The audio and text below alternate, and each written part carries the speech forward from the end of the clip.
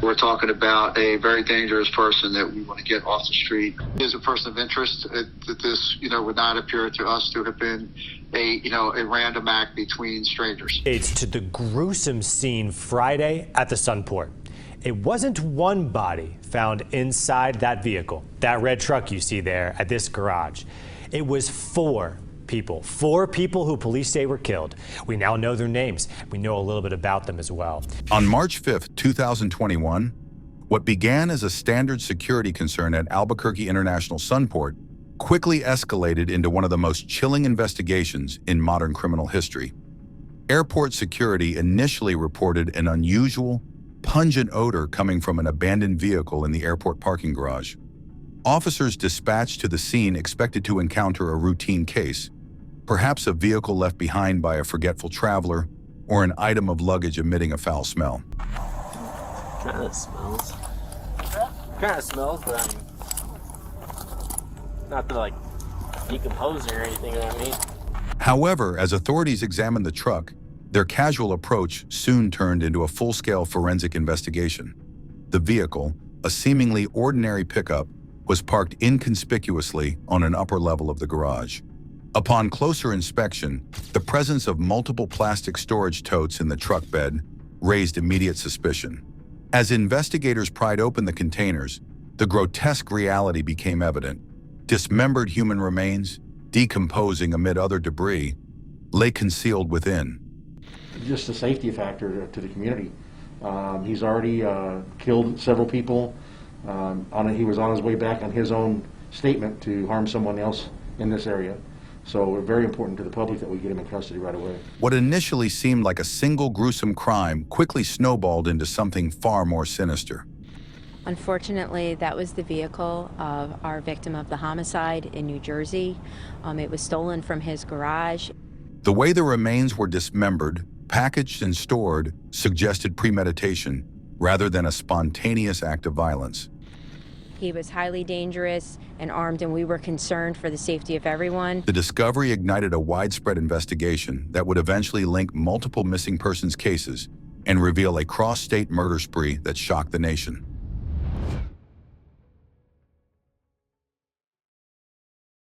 As forensic teams worked through the horrifying evidence found in the truck, investigators began retracing the vehicle's origins and ownership. Soon they discovered disturbing connections between the abandoned vehicle and a series of missing persons cases in Grants, New Mexico, a small community located about 80 miles west of Albuquerque. Among those missing were 21-year-old Matthew Miller, 39-year-old Jennifer Lannon, and 40-year-old Justin Mata, all of whom had mysteriously vanished in January 2021.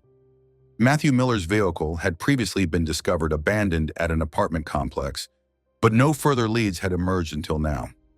Meanwhile, Jennifer Lannon had been reported missing by her ex-husband after a string of troubling events hinted at foul play. As investigators delved into these disappearances, they began to uncover a chilling web of connections between the victims. Their social circles overlapped significantly, particularly within local drug networks that were heavily involved in fentanyl distribution. As pieces of the puzzle began to fall into place, one name consistently surfaced in relation to all of the missing individuals: Sean Lannon. Sean Lannon, a 47-year-old man with a deeply troubled past, soon became the primary suspect in what was now being investigated as a series of homicides. Lannon was intimately connected to at least one of the victims. Jennifer Lannon was his ex-wife and the mother of his children. However, as police expanded their search, they realized his involvement likely extended far beyond familial ties. Lannon had a history of erratic behavior, marked by substance abuse, financial troubles, and a string of volatile personal relationships. While he initially cooperated with police inquiries. Hello? Hey, is this Sean? Yes, it is. Hey, Sean, this is Detective Turney. How are you doing? Good, how are you doing today? Good, man. I've been trying to get a hold of your other number, and it's not working. So, No, I apologize. Sorry. so you know anything new? No, I haven't heard anything. Nope. Okay. Are you still around town? No, I'm in Albuquerque. Okay. How's the kids doing? They're doing good. They're doing good. Just upset. Living with Dee again, or still? Yep. Okay. Anywhere on your end? No, we've made some progress here and there. I've got a bunch of pictures of different vehicles. I'd like you to take a look at, see if you could help me identify them. Good time tomorrow. I wanted to come in and I can, I still have, like stuff I gotta return to the school. Is that Okay. Tomorrow would be great. Just give me a heads up anytime. You got it. All right, boss. All right, man. I appreciate it. Apologize for the phone issue. I didn't, We're good. the other one was, technically the one left that we had, so. Okay. Yeah. Alrighty. Apologize now. All right. What? Any idea what time tomorrow? In the afternoon, I gotta get a ride, so. Okay. Alrighty.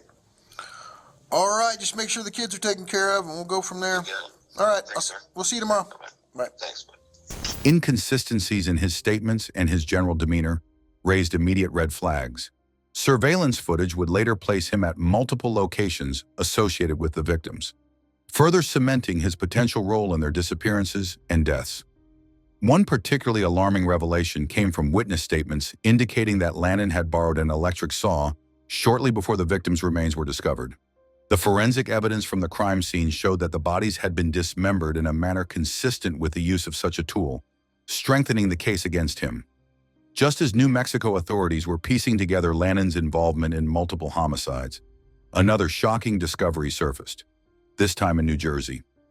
On March 8, 2021, 3 days after the Albuquerque truck discovery, law enforcement officers in East Greenwich Township, New Jersey, responded to a distressing crime scene. The victim, 66-year-old Michael Dabkowski, was found brutally beaten to death in his home. The circumstances of his murder bore the hallmarks of personal vengeance rather than random violence. Further investigation revealed that Sean Lannon had traveled from New Mexico to New Jersey just before the murder. He had flown there with his 3 children, creating an eerie contrast between his role as a father and the brutal crimes unfolding in his wake. Lannon's arrest would later expose his confession regarding Dabkowski's death. He claimed the killing was an act of revenge, alleging that Dabkowski had sexually abused him as a child. This confession, while deeply unsettling, also hinted at the psychological complexities that may have fueled his violent spree. However, authorities were careful in accepting Lannon's statements at face value. His history of manipulative behavior and his self-serving confessions suggested he was capable of distorting reality to fit his own narrative. Sean Lannon's killing spree came to an end on March 10, 2021, when authorities apprehended him in Missouri. At the time of his arrest, he was driving a stolen vehicle linked to the New Jersey crime, further tying him to the case. Following his capture, he was extradited to New Jersey, where he faced immediate charges for the murder of Michael Dabkowski. In court, Lannon pleaded guilty to Dabkowski's murder as part of a plea deal that resulted in a 35-year sentence. However, this was only the beginning of his legal battles. Back in New Mexico, prosecutors worked tirelessly to assemble a case against him for the murders of Jennifer Lannon, Matthew Miller, Justin Mata, and Randall Apostolin, an associate who had allegedly helped Lannon transport the plastic totes containing human remains before becoming a victim himself. While in custody, Lannon made a chilling claim. He confessed to killing up to 16 people. This statement sent shockwaves through law enforcement agencies, as it implied the existence of additional victims beyond the 5 confirmed murders already linked to him. However, authorities exercised caution in fully accepting this number. Many of Lannon's alleged killings had no corroborating evidence, and despite his confessions, no additional bodies had been discovered. Some believed he was exaggerating in an attempt to manipulate legal proceedings or build a certain image of himself. Regardless of whether Lannon had more victims, the confirmed murders painted a gruesome picture of a highly methodical killer with a disturbing ability to hide in plain sight. The Sean Lannon case left lasting scars on the communities affected by his crimes. Families of the victims were left grappling with unanswered questions and unimaginable grief, while local authorities were forced to confront the systemic failures that allowed his violent actions to go unchecked for so long. Moreover, this case raised critical legal and jurisdictional challenges, as investigators from multiple states had to coordinate efforts across state lines. The complexities of prosecuting crimes spanning different jurisdictions underscored the need for more efficient interagency collaboration in cases involving serial offenders. Ultimately, the Lannon case serves as a grim reminder of the hidden dangers lurking beneath troubled personal histories and unchecked criminal behavior. As the legal system continues to process his crimes, the haunting specter of possible additional victims ensures that the investigation into his past remains ongoing. With Lannon now behind bars, the pursuit of full justice continues, not only for those he has already been convicted of killing, but for any others who may have fallen victim to his brutal rampage. Sean Lannon's crimes have prompted intense discussions among criminologists and psychologists regarding what drives a person to commit such gruesome and calculated acts of violence. His history of substance abuse, claims of past victimization, and volatile personal relationships suggest a deeply troubled individual whose unchecked psychological struggles may have contributed to his eventual descent into murder. Some experts have pointed to antisocial personality disorder and psychopathy, conditions often characterized by a lack of empathy, manipulativeness, and a disregard for societal norms as potential factors in his behavior. Others have suggested that his traumatic childhood experiences, particularly his claims of sexual abuse at the hands of Michael Dabkowski, may have played a role in shaping his violent tendencies. Regardless of the underlying psychological motivations, Lannon's methodical approach to dismemberment, disposal, and deception demonstrates a high level of premeditation and emotional detachment, traits commonly observed in serial offenders. His ability to maintain relationships while hiding his crimes, as well as his capacity to move seamlessly between different states without raising immediate suspicion, further reinforces the idea that Lannon was highly manipulative and calculating. These insights into his psyche are not just relevant for understanding his actions, but also for improving law enforcement strategies in identifying and apprehending similar offenders in the future. As investigators piece together the events leading up to the discovery of Lannon's crimes, a troubling question emerged. Could these murders have been prevented? Looking back, multiple red flags were present in Lannon's past, including domestic disturbances, drug-related incidents, and psychological instability. His volatile behavior, particularly in his relationships, was well documented, and some of the victims had expressed concerns about him before their disappearances. This case has forced authorities to re-examine the gaps in the justice system that allow dangerous individuals to operate undetected. One major concern is the inconsistent communication between law enforcement agencies across state lines. If there had been more efficient sharing of information between New Mexico and New Jersey officials, it is possible that Lannon's movements and pattern of violence could have been recognized earlier. Additionally, Lannon's reported history of childhood abuse raises important questions about the long-term psychological impact of trauma and the lack of adequate mental health interventions. While personal responsibility remains a crucial factor, cases like this highlight the need for better mental health resources, particularly for individuals with violent tendencies and histories of abuse.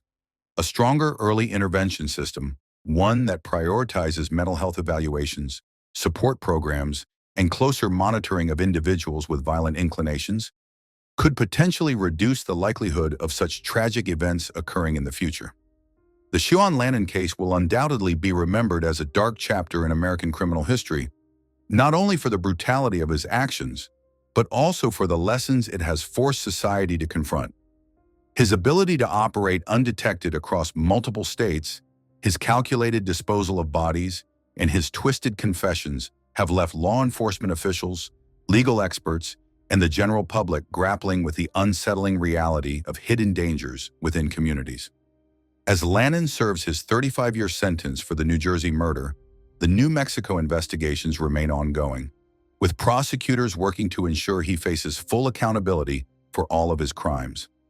Meanwhile, the possibility of additional undiscovered victims continues to haunt both investigators and the families of missing persons, leaving open the chilling question of whether his confessed body count of 16 may, in fact, be accurate.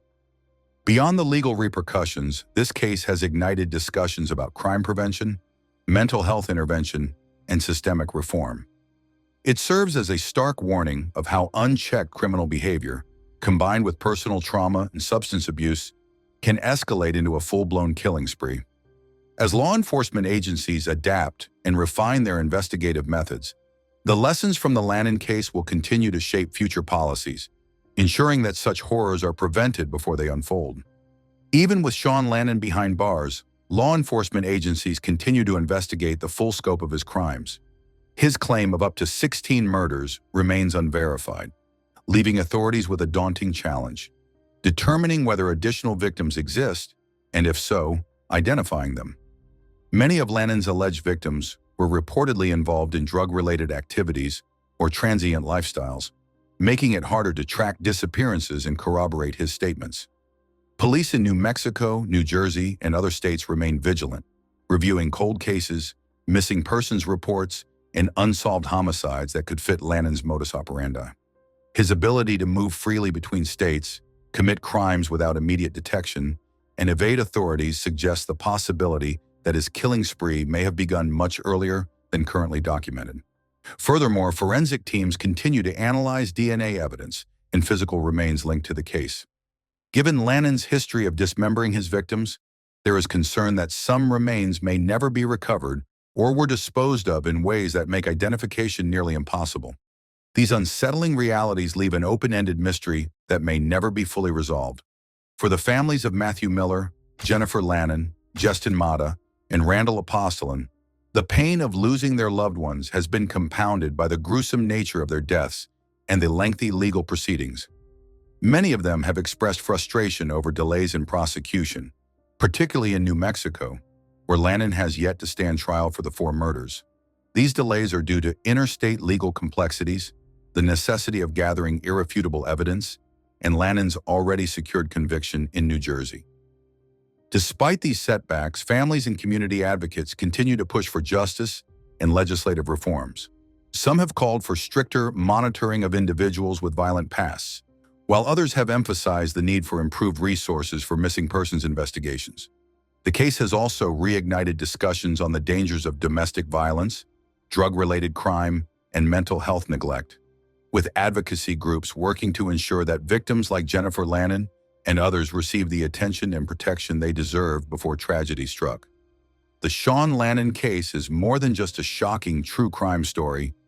It is a disturbing lesson in the real-life consequences of systemic failures, personal trauma, and unchecked criminal behavior.